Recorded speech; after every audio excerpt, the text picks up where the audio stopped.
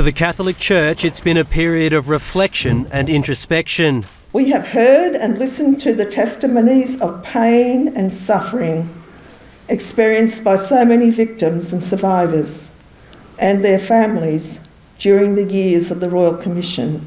The 5-year Royal Commission into child sexual abuse across religious and non-religious institutions, including churches, schools and sporting groups, heard from more than 8,000 witnesses.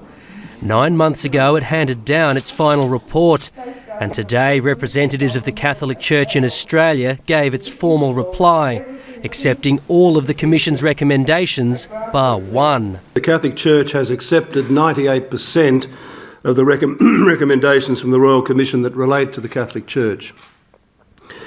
The only recommendation we can't accept relates to removing the seal of confession. The Royal Commission had recommended that people in religious ministry should no longer be exempt from laws concerning mandatory reporting of sexual abuse to child protection authorities.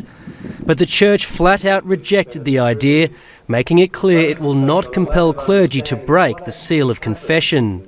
So our concern is with the safety of children. We do not believe that this recommendation is in fact in the interests of child safety.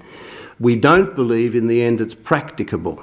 The priest, all he's got to do is say, "Forgive me, Father, for I have sinned." The bishop can't do a thing about it. Representatives of the Australian Catholic Church have written to the Vatican about changes to mandatory celibacy. There is a dark side to celibacy, I'm the first to admit it. But they admit such a change is unlikely. It's something that would have to be decided at a universal level. That's a possibility, I wouldn't doubt. But is it going to happen soon? I doubt it. A number of the Royal Commission recommendations require the Catholic Church in Australia to pass on information to the Vatican so that it can formalise its own responses.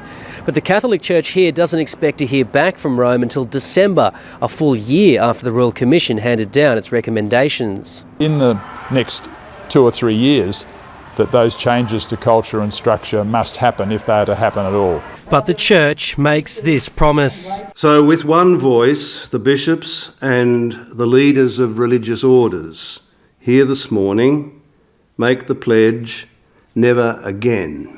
Matt Connellan, SBS World News.